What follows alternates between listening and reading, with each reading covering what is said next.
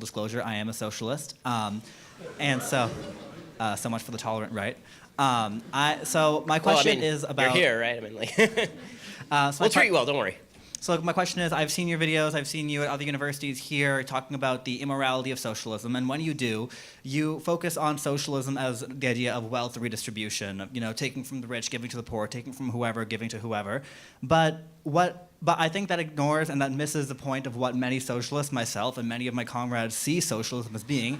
And in fact, what we see as integral, the debate of how much to redistribute wealth is a separate debate altogether, but the fundamental tenet of socialism is control of the means of production by the workers. The idea that a worker is entitled to the full product of their labor. This is manifested in the real world in the example of worker cooperatives, employee-owned businesses, and so on. So setting aside any notions of wealth redistribution, someone already asked about that, what is so immoral about believing that a worker is entitled to the full value of their labor, especially given that the enterprises organized in such a way have been shown to be more effective than traditionally capitalistically organized businesses? Okay, so I think we have to separate out a couple of strands there. Number one, if you're going to talk about the efficacy of workers owning the means of production, are we talking about the government owning the means of production, or are we talking about workers owning the means of production? Because if you're talking about the government, that is wildly untrue, the last statement that you just made that it's effective. When the government owns the means of production, generally everything blows.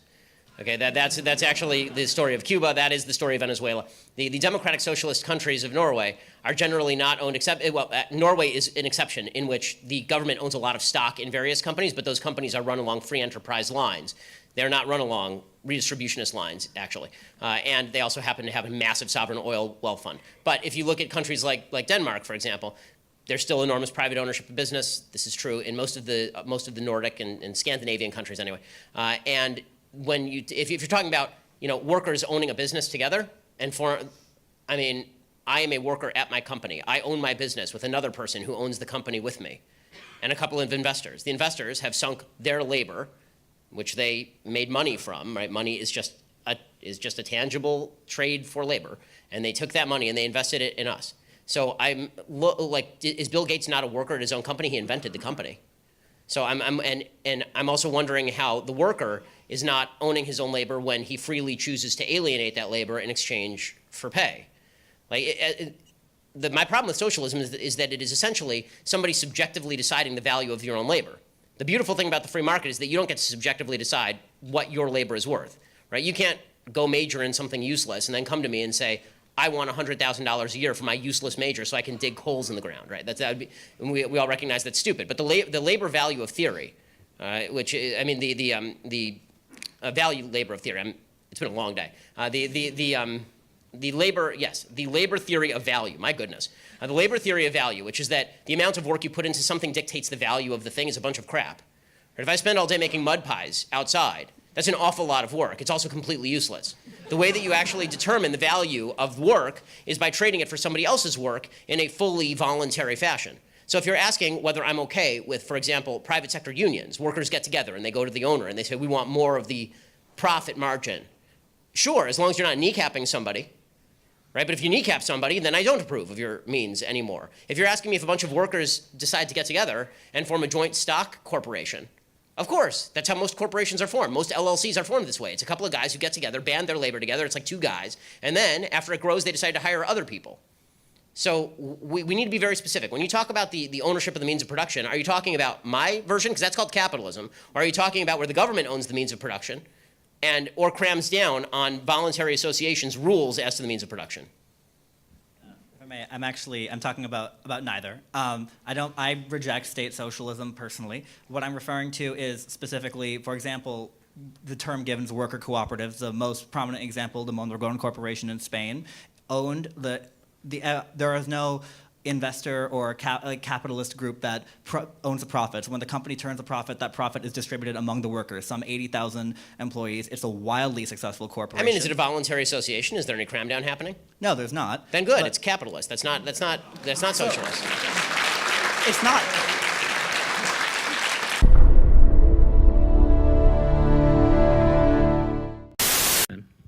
I'm offended by the language of uprising applied to people who are breaking into other black people's stores and looting them.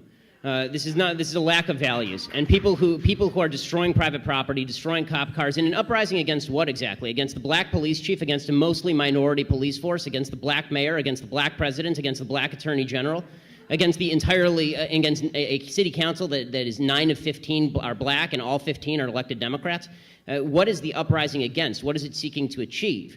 I still don't see what exactly the riots are seeking to achieve. Bottom line is, this is all... It all could be boiled down to just act like a mensch. Act like a human being. Honestly, it's not useful to riot, it's not useful to break things, it's not useful to throw rocks at people. And the idea that we're supposed to sort of correlate your level of outrage. I'm going to stick to the 30 seconds on this the one. last Charles? sentence. The last sentence. Yeah. The idea that we're supposed to correlate your level of outrage with a certain level of justification. In other words, the more outraged you are and the more angry you are, the more justified you must be, is absolute nonsense. How can you argue that racism is not a driving factor in income inequality? Because it has nothing to do with race and everything to do with culture. And when you have a culture that doesn't,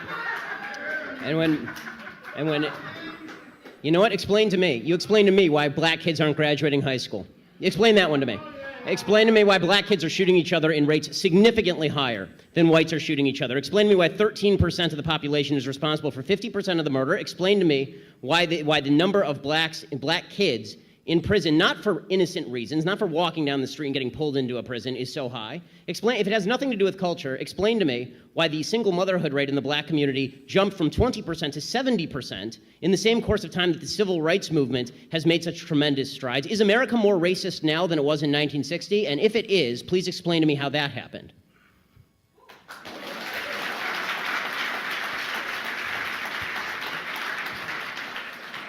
Anybody can jump in. It's an open mic there. But there has to be racism. You can't say there's no racism. Without evidence? No. I'm just saying that I don't know which animal. Maybe we're talking about dogs or something. I'm talking about human beings, and I'm like, human beings are most likely going to have racial prejudices. I'm just so sorry. I'm just so sorry. I don't know. I come from planet Earth. Charles, I want to ask you a question. So your default is that when there is no evidence, racism is the deciding factor. That is No, it's not saying that. I'm just saying that you're going to have sexists, you're going to have racists, you're going to have all this stuff. I'm just saying that... I agree it exists, but the problem that I'm seeing, and this is the problem with the general conversation, is that there's no solution in simply saying there's racism out there. How does that solve anything? When you talk about there's institutional racism, what does that mean? Show me a law that is racist in intent, and we will agree. Show me a police officer who commits a racist act like we saw in South Carolina, right, where a police officer shot a black man running away and it was obviously unjustified, and I will agree. But the idea that you can craft a narrative based on no racism because it just must be somewhere out there in the ether, that doesn't solve problems for anybody and creates more problems for people because now they grow up in a milieu and an environment where they are told that every obstacle they face is from some shadowy, nameless, faceless group who is out to get them simply because of the color of their skin. They'll never succeed in that environment.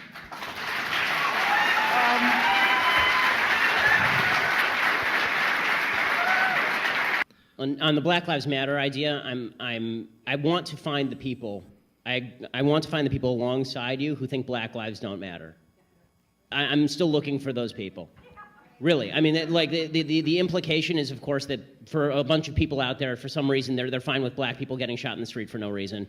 Hands up, don't shoot was based on a lie. That's problematic. The idea that there is a huge number of black young men who are being shot for no reason by police officers is not statistically true. It's just not statistically true.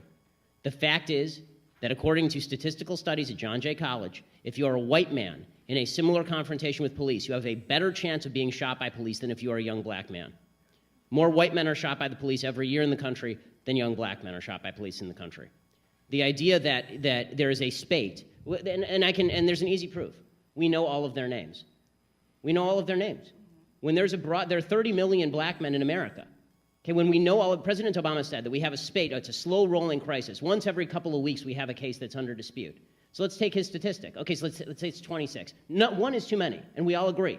But is it really a slow-rolling crisis with a broad trend across the nation when there are 30 million black people in the entire country, and 26 people are shot under disputed circumstances, and probably at least half of those, the cop is at least justified? In Michael Brown, he was justified. Okay, and so basing it on falsities, here, you can't base a narrative on lies. We're running out.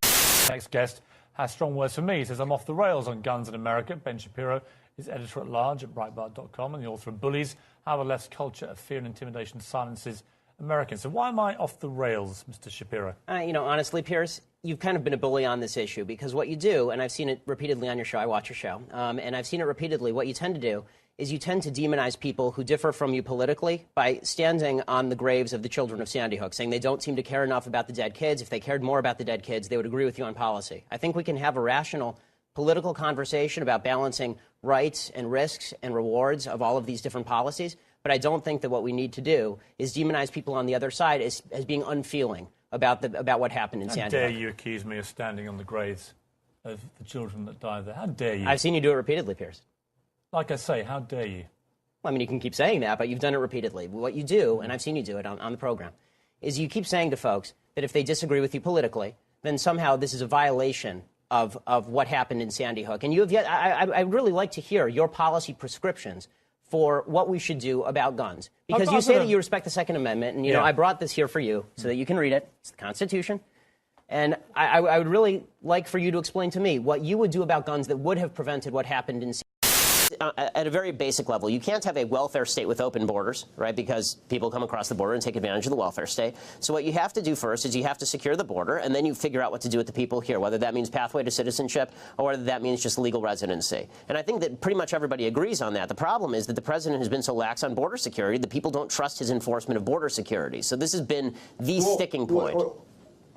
Wait a second here. Now, first, I don't think that border security and a pathway to citizenship are mutually exclusive. Those two things can happen simultaneously at the same time. Why? And that is the compromise. That is the place of compromise for Democrats and Republican, Larry. They can happen at the same time. We can build a fence. We can build a wall. We can build electric fence if that's what they want. But at the same time, we need to provide a pathway to citizenship for those 11 million that are in the shadows. The Republican Party's problem is they cannot get a pathway through citizenship out of the United States House of Representatives, whether they like it or not, whether we beefed up the border or not, whether we put Marine Team 6 on the border, they would still not be able to pass a pathway to citizenship. That's simply not true. If you secured the border, people would pass a pathway to citizenship. Count the votes. I promise you, I know the Republican Party pretty well, and if you were to secure the border, then you would be able to pass a pathway to citizenship. You would. Why can't those happen? Why are those two things mutually exclusive? Why are they connected?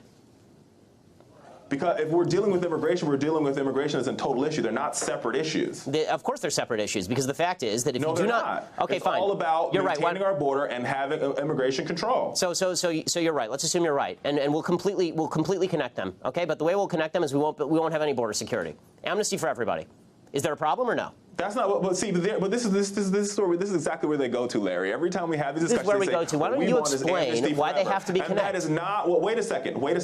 That is not what's in the Senate bill. In the Senate bill, which is the Democratic solution, which has been endorsed by the president and all the Democrats in the United States Senate, that bill strengthens our border. It increases border security, and at the same time provides a very, very, very long pathway to citizenship that takes almost 10 years. It is completely and totally bipartisan. Yet still, Republicans in the House won't even bring the bill to the floor for a vote. Richard, that I just tells have you one right question. there, Larry, that they don't agree with the pathway to citizenship. Why can't they vote? Honestly, I have one question in all of this. Seriously, just one question.